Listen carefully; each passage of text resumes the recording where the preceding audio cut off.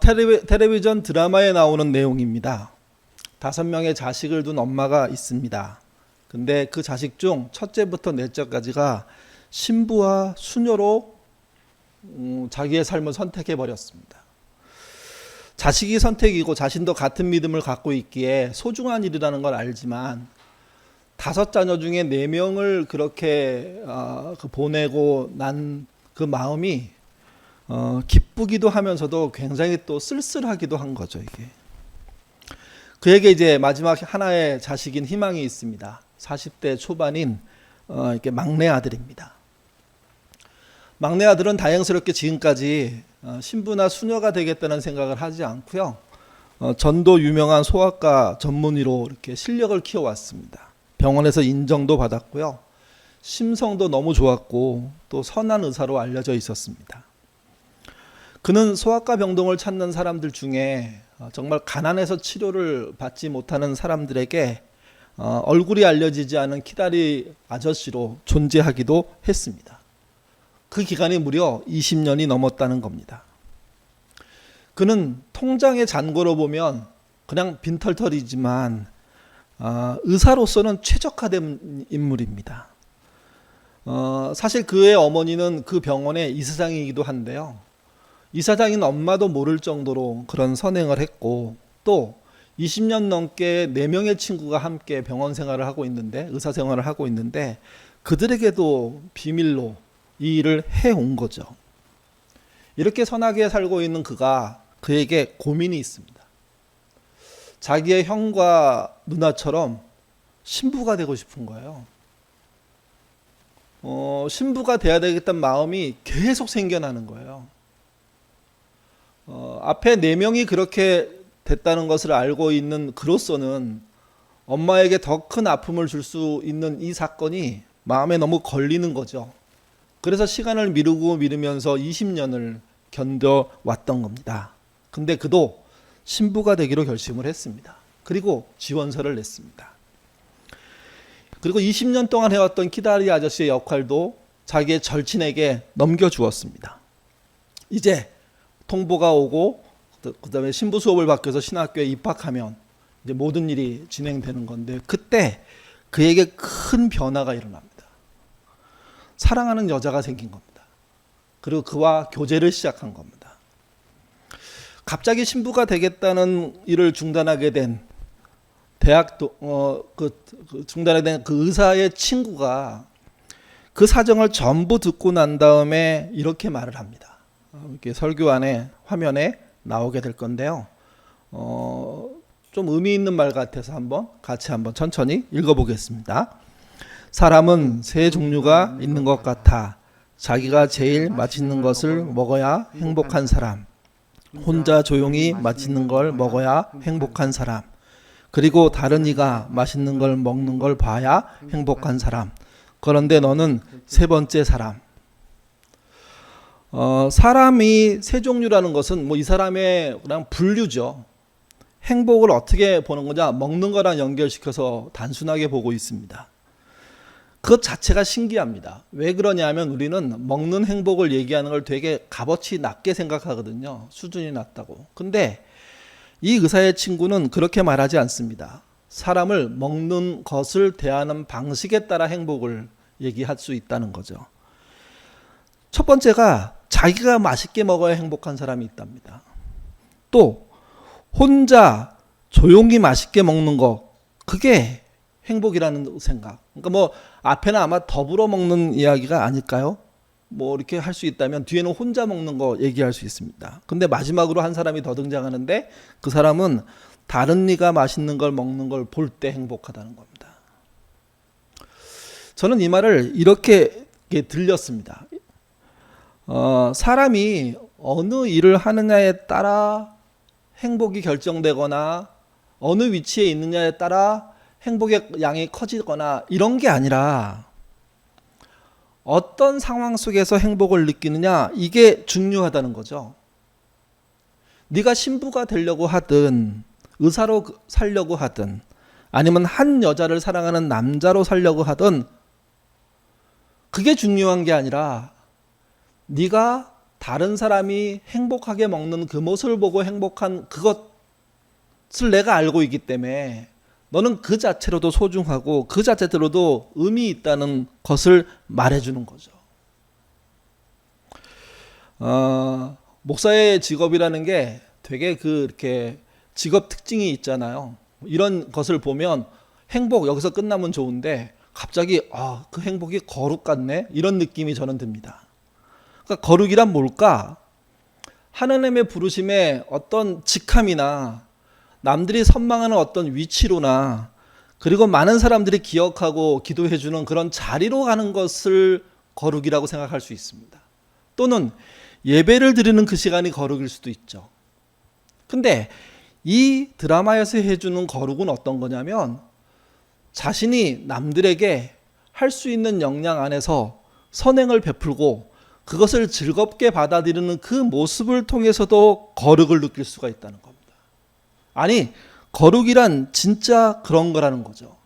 그래서 신부가 되는 것보다, 의사로 사는 것보다 한 여자의 남편으로 사는 것, 한 어머니의 아들로 사는 것, 이런 것 역시도 거룩이라는 겁니다. 오늘 우리가 직분의 그런 호칭의 부여를 하면서 이 말을 생각하는 이유는 그겁니다.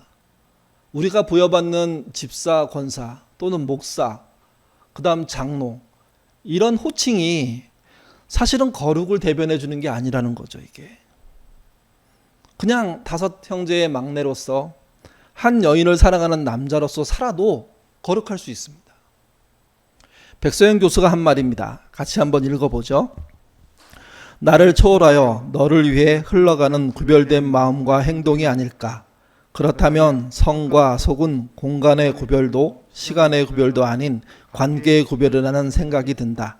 그래서 우리는 우리의 일상 안에서 매일 만나는 사람들 사이에서 거룩할 수 있다. 거룩이 평범하다는 거예요. 그 거룩이 우리 일상 안에 깊숙이 들어와 있고 거기서 거룩을 느끼면 충분하다는 거예요. 그리고 물론 집사로서, 권사로서, 목사로서, 장로로서 거룩한 삶을 살면 더 좋죠. 근데 일상의 거룩이 없는 상태에서의 호칭의 거룩을 생각하거나 또는 어떤 위치의 거룩을 생각하는 것만큼 미련한 일이 없다는 겁니다. 오늘 16명의 집사님과 12명의 권사님을 세우는 기쁜 날입니다. 28명의 교우에게 집사 권사의 호칭을 드리는 것은 그 호칭을 받으면 거룩해지는 것이기 때문이 아닙니다. 28명의 교우들이 이미 매일 만나는 사람들 사이에서 거룩한 삶을 살기 위해 도전해 왔기 때문에, 그렇게 사는 삶을 애쓰셨기 때문에 집사로, 권사로 불러드리고 싶은 거죠. 알렌 모티어라는 사람이 그리스도인은 싸우기 위해 태어났다라고 말했습니다. 이 말은 폭력적인 싸움을 말하는 게 아닙니다. 그리스도인에게는 폭력을 떠난 거룩한 싸움이 있다는 거죠. 그 싸움이 무엇이냐? 거룩을 지켜내기 위한 싸움입니다. 또 거룩하기 위한 싸움입니다. 그것을 오늘 본문은요, 시험을 이겨내는 삶, 시련을 맞서서 이기는 삶이라고 표현을 합니다. 야고보서 1장에는 이 싸움에 대한 표현이 3가지로 반복돼서 나오게 되는데요. 첫 번째가 2절부터 4절입니다. 2절 4절 말씀 같이 읽겠습니다.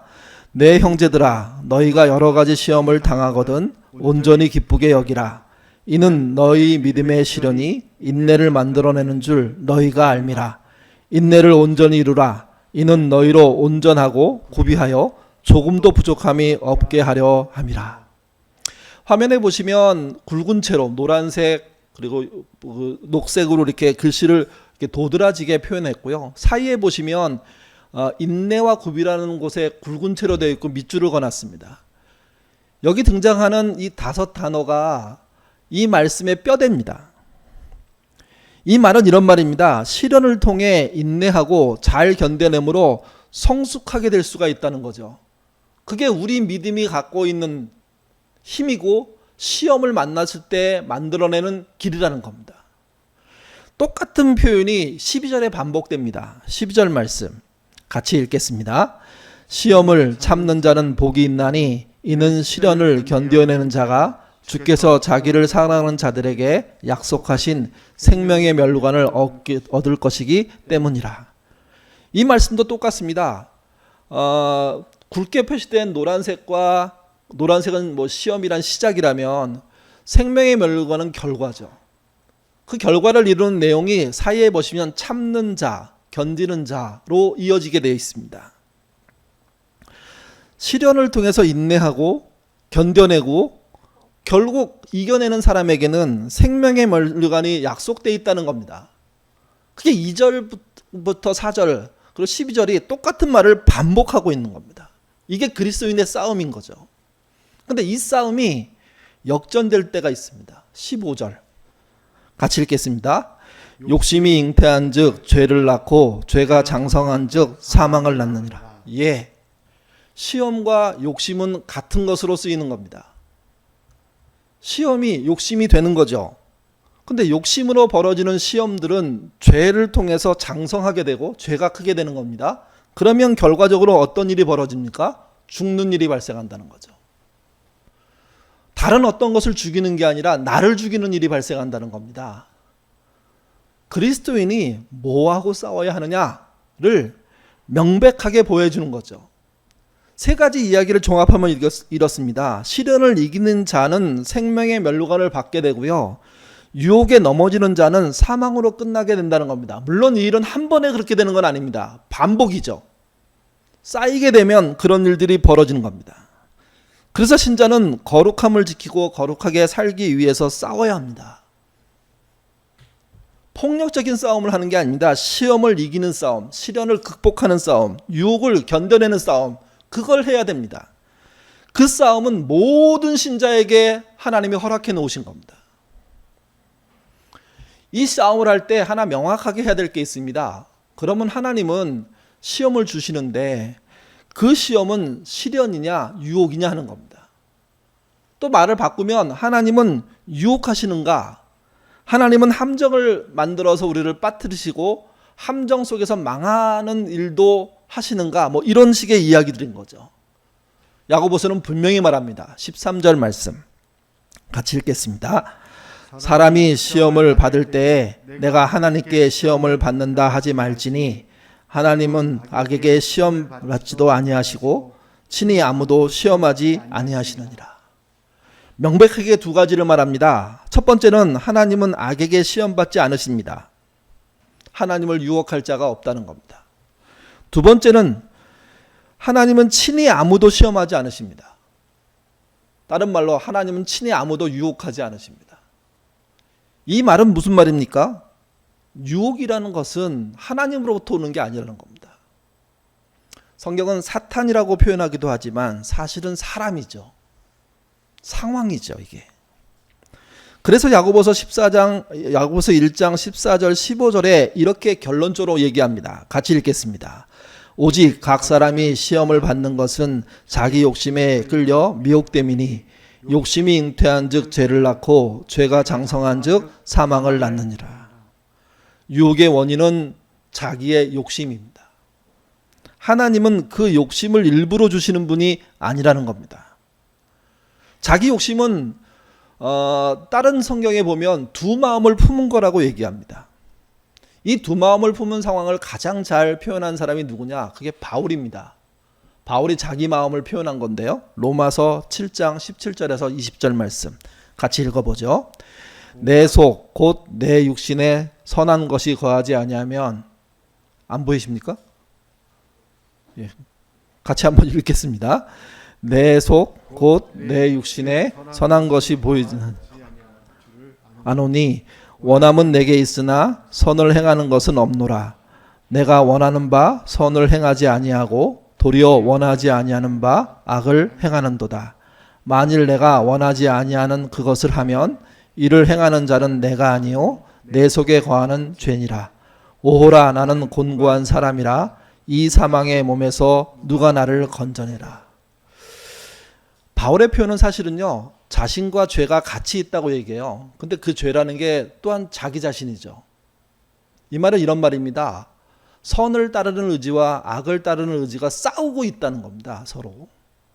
근데 이게 나이가 들면 해결될까? 아마 바울이 그렇게 생각한 것 같아요. 신앙생활을 오래 하면 해결이 될까? 그렇게 생각한 것 같아요. 근데 계속 하면 끝나는 게 아니라 또 다른 비슷한 싸움들이 계속 반복되고 있는 거죠. 모든 사안 속에서 사람이 선과 악의 싸움을 할 수밖에 없는 이 상황을 깨달은 그가 하는 말입니다. 내가 곤고한 사람이라고요. 말로는 좋은 말을 하지만 상황 속에만 들어가면, 생각 속에만 들어가면, 선택 속에만 들어가면 끊임없이 나를 유혹하는 존재가 내 안에서 일어나고 있다는 겁니다. 하나님이 아닙니다. 우리의 시험은, 우리가 받는 유혹은 우리 때문에, 나 자신 때문에 일어난다고 얘기하는 거죠. 그래서 야고보서 1장은 이렇게 결론 냅니다. 하나님은 절대로 사람을 유혹하지 않는다. 사람이 유혹받는 것은 자기 자신 때문이다. 그렇다면 하나님께서 사람에게 하시는 일은 뭡니까? 하나님은 사람에게 어떤 분으로 존재하십니까? 그게 오늘 본문 마지막 부분에 있는 17절, 18절 말씀입니다. 같이 읽겠습니다. 온갖 좋은 은사와 온전한 선물이 다 위로부터 빛들의 아버지께로부터 내려오나니 그는 변함도 없으시고 회전하는 그림자도 없으시니라. 그가 그 피조물 중에 우리로 한 첫 열매가 되게 하시려고 자기의 뜻을 따라 진리의 말씀으로 우리를 낳으셨느니라. 하나님이 주시는 것은 온갖 좋은 은사와 온전한 선물이죠. 그리고 하나님을 표현할 때 이 본문은 이렇게 얘기합니다. 위로부터 빛들의 아버지라고요.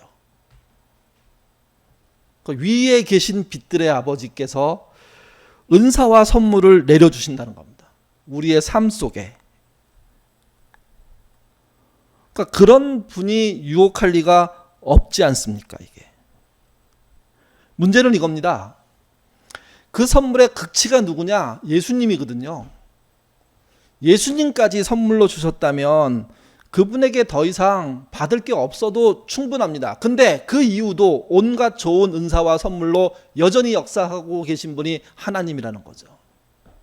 그러니까 그분께 기대하지 않는 신앙인, 그분께 기도하지 않는 신앙인, 그분을 향해서 내 마음의 문을 열고 내 바램과 또 이 땅의 필요를 얘기하지 않는 신자라는 게 가능할까요? 여러분, 기도는 좋은 은사와 선물을 주시기 때문에 하는 게 아니라 우리가 부족하기 때문에 하는 겁니다. 연약하기 때문에 하는 겁니다. 물질에 관해서만 하는 게 아니라 내 심성의 온전함을 유지하기 위해서, 내가 유혹을 이기고 죄를 이기고 선한 삶을 살기 위해서 도움을 달라고 하게 되는 거죠. 이게 신자란 그런 기도를 통해서, 그런 삶을 통해서 온갖 좋은 은사와 온전한 선물을 받은 자들입니다. 이 받은 자들의 문제가 무엇이냐? 유혹의 핵심이 무엇이냐? 이기적인 신자로 사는 거죠. 나만을 위해 사는 거죠. 이게 마중물에서 말한 드라마에서 본 내용입니다. 이 드라마가 전에 한번 이게 슬기로운 의사생활이라는 드라마인데요. 그게 첫 번째 시리즈가 했고 요즘 두 번째 시리즈 하죠. 앞에 이야기는 첫 번째 시리즈에 나왔던 이야기고 지금 해드릴 이야기는 두 번째 시리즈에 나오는 이야기입니다. 어린 자식이 심장 이식을 받아야 할 형편에 처한 엄마가 있었습니다. 몇 개월 동안 홀로 심장 공여자를 기다리면서 병원 생활을 해야 했습니다. 이게 해보지 않은 사람 입장에서는 가늠하기 힘들 정도의 고통이었을 겁니다. 실제 그 드라마에서도 얼마나 마음이 아팠는지에 대한 이야기를 절절히 합니다. 그런데 어느 날 자신과 비슷한 처지에 빠진 엄마가 등장합니다. 그러니까 아기가 똑같이 심장 공여가 필요해서 입원한 거죠. 이게 그 아기의 엄마를 멀리서 지켜봅니다. 근데 본인의 모습이 보이는 거예요. 본인이 처음 여기 왔을 때 했던 방황, 슬픔, 절망, 어떻게 해야 될지 모르는 그런 정말 안절부절, 이런 게 쭉 보이는 거죠. 그래서 먼저 온 엄마가 용기를 내서 인사를 합니다. 나도 같은 형편에 있는 누구의 엄마라고. 내가 당신 들어오고 아기 들어오는 거 보면서 계속해서 지켜보면서 안타까워하고 있다가 같은 입장이니까 우리 서로 대화하고 서로 격려하자고 그러면서 위로를 먼저 건네는 거죠. 늦게 들어온 엄마가 먼저 들어온 엄마의 도움으로 그 병원에 잘 자리 잡게 됩니다. 근데 여러분, 병원에 자리 잡는다는 것 자체는 목적이 아니잖아요. 아이가 낳는 게 그들의 목적이죠, 이게.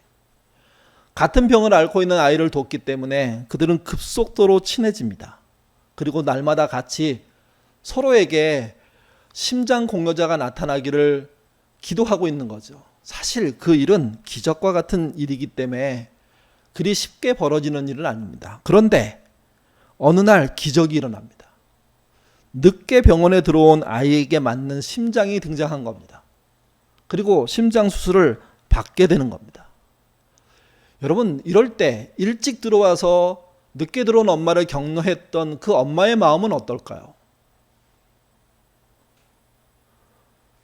나보다 늦게 들어온 그 집에 심장이 떴다는 것 사실 자체로 너무 감사한 일이기도 하지만, 반대로 내가 먼저 들어왔고 나도 고통받고 있는데 내 아이에게는 그게 오지 않았다는 그 슬픔이, 그 두 감정이 동시에 그 엄마에게 존재하는 거죠.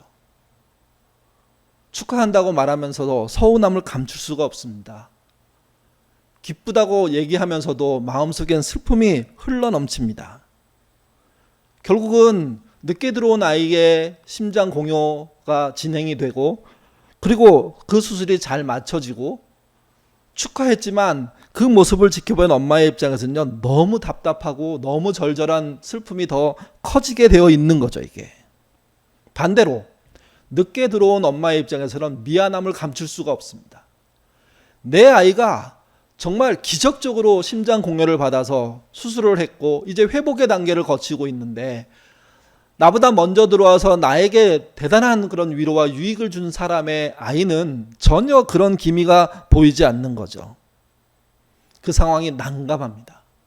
너무나 절절하고 너무나 마음이 아픕니다. 심장 이식을 받은 아이는 건강하게 회복합니다. 병원에 먼저 온 엄마는 그 아이의 회복 과정들을 지켜보게 되죠. 계속해서. 그러면서 꾹꾹 참으면서 내 아이에게도 이런 날이 올 수 있다 하는 기대로 하루하루를 견딥니다. 근데 진짜 먼저 온 엄마의 아이에게도 심장 공여자가 등장합니다. 신속하게 수술이 진행되고 아이는 회복이 됩니다. 두 아이의 엄마가 만나갖고요, 서로 부둥켜 안고 웁니다. 한 번의 기적도 대단한 일인데 두 번의 기적이 한 병실에서, 그것도 비슷한 시간대에 벌어졌다는 이 사실을 놓고 그들은 너무나 기뻐하는 거죠, 이게. 그러다가 두 번째 수술을 받은 아이의 엄마가 자기 아이의 심장이 어디로부터 온 것을 신문 기사를 통해서 알게 됩니다. 원래 이게 전부 다 비밀로 붙여지게 되어 있는 건데 신문 기사에 힌트가 나온 거죠.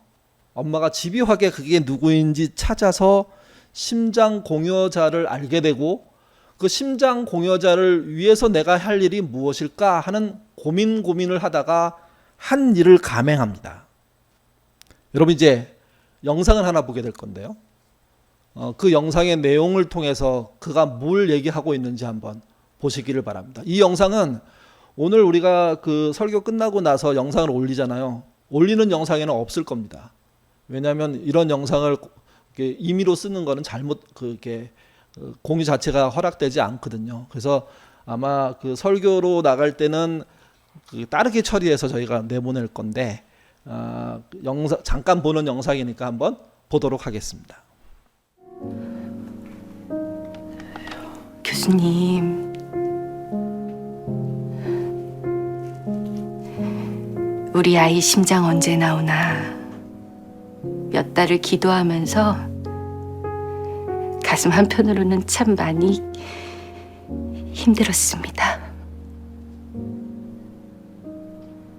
우리에게는 너무나 큰 축복이고 기적이지만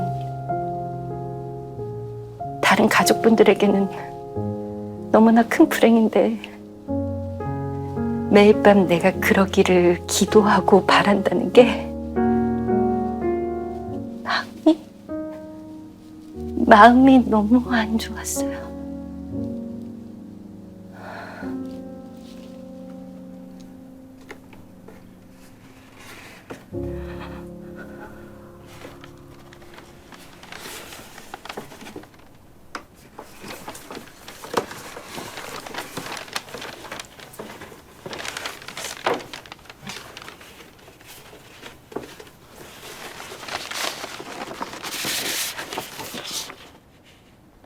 작은 금액이지만 그분 이름으로 기부했습니다.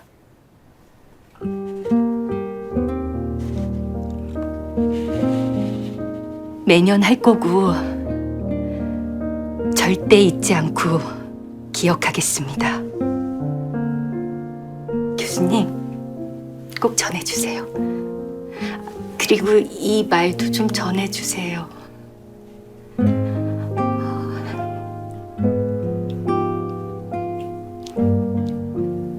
정말 감사드린다고.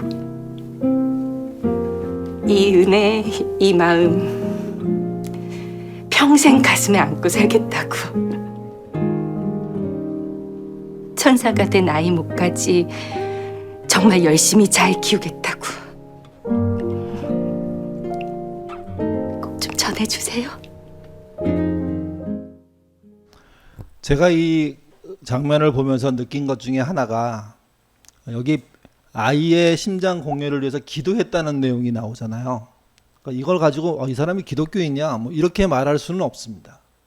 근데 어떤 종교를 가졌든지 기도하는 사람의 마음이 어떠해야 되느냐, 그 기도의 응답으로 온 결과를 어떻게 봐야 하느냐, 특별히 누군가의 고통을 통한 응답이라면, 희생을 통한 응답이라면, 누군가가 사라지고 내가 얻는 거라면, 그러면 우리는 어떤 태도로 살아야 될지 하는 생각을 하게 했기 때문입니다. 이게.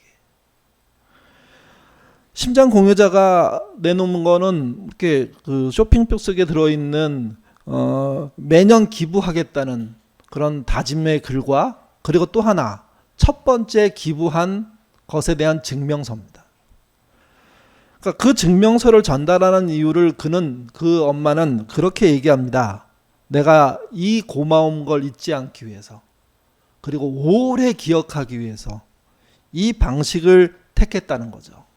그 방식이라는 것은 본인이 심장 공유한 사람의 이름으로 해마다 심장과 관련된 일을 하는 단체에 기부금을 계속 평생 내겠다는 겁니다. 여러분, 이것이 의사에 의해서 그 가정에 전달됐는지 안 됐는지 모릅니다. 원래 전달할 수 없게 돼 있거든요. 드라마가 보여주고 싶은 것은 뭐가 진짜 감사냐, 뭐가 절절하게 절박해 와서 기도하고 몸부림치다가 얻은 사람들이 해야 될 일이냐, 인생을 살 때 진짜 어떤 태도로 감사를 받아들여야 하느냐, 이 이야기를 하고 싶은 거죠. 특별히 다른 사람의 불행이 자신의 행복이 된 사람은 어떻게 살아야 하는지를 보여줍니다. 아니, 그런 얘기만이 아닙니다. 모든 사람이 어떻게 감사해야 되는지를 보여줍니다. 또 하나님께 간절히 기도해서 응답받은 신자는 어떻게 감사해야 될까요? 어떤 마음으로 살아야 할까요? 그 고마움을 잊지 않는 게 거룩이고요. 그 고마움을 잊지 않는 게 시험을 이기는 겁니다. 시련을 이기는 겁니다. 그걸 통해서 새로운 삶들을, 행복한 삶들을, 더 나은 삶들을 만드는 것, 그게 감사한 거죠. 그게 시험을 이기는 거기도 하고요. 예인가족 여러분 모두가 간절한 기도와 다부진 노력으로 하나님의 주신 응답을 목도했으면 좋겠습니다. 그리고 나에게 준 응답이 누군가의 희생으로 온 것이라면 평생 그것을 기억하는, 감사하는 삶 사셨으면 좋겠습니다. 오늘 집사님으로, 권사님으로 호칭받으시는 모든 분들, 여러분이 집사와 권사라는 호칭에 의해서 거룩해지는 것이 아니라 일상에서 시련을 맞서서 이기는 사람으로 살 때, 다른 이의 행복에 행복한 사람으로 살 때, 나를 위한 희생을 오래 기억하고 오래 갚는 사람으로 살 때 거룩해지는 겁니다. 거룩은 교회의 직분으로, 호칭으로 얻어지는 게 아니라 여러분의 삶의 흔적으로 얻어지는 거거든요. 하나님은 그 거룩한 삶을 보시고 싶은 겁니다. 그리고 잊지 마십시오. 그 거룩한 삶이 시험을 이기는 삶입니다. 시련에 맞서서 이기는 사람의 모습인 겁니다. 각별하고 특별한 일을 하려고 생각하지 마십시오. 그러나 가장 가까이에 있는 우리의 가족들과 교우들과 여러분의 직장의 동료들 속에, 그들과 만나는 일상 속에서 그들을 고마워하고 그 고마움을 계속 유지하겠다는 노력과 애씀으로 사신다면 그게 우리가 당할 시련을 가장 극명하게 이기는 방법입니다. 그렇게 살던 어느 날 우리가 말하는 진짜 시험, 유혹, 시련이 왔을 때 그 시련 또한 이길 수 있게 되는 거죠. 일상에서 지면서 시험을, 특별하게 찾아온 시험을 이길 수 없습니다. 일상에서 믿음으로 이기시는, 시련을 맞서서 싸우시는, 그래서 이겨내시는 저와 여러분 되시기를 주님의 이름으로 부탁드립니다.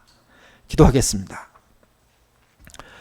우리는 너무 거룩한 명분에 빠져 있습니다. 거창한 직분과 위치에 빠져 있을 때가 많습니다. 그러나 우리가 믿는 하나님, 우리가 믿게 되는 성경 속에서는 그런 거창함보다 일상의 평범함 속에 있는 거룩을 이야기해주고 있다는 것 저희가 배우게 됩니다. 우리에게 다가오는 여러 가지 시련들이 있습니다. 그 시련 중에 우리가 자주 넘어지는 것은 일상의 평범한 일들입니다. 때때로 어려움은 시선을 집중하고 의지를 집중해서 더 잘 이기기도 하지만 평범함 속에 찾아오는 정말 우리가 해야 될 역할들을 못할 때가 얼마나 많은지요. 특별히 내가 가진 행복이 누군가의 희생으로 된 것이라는 생각을 해야 함에도 그런 현실의 아픔들은 잊어버린 채 내가 행복한 것에만 빠져 살 때가 얼마나 많습니까?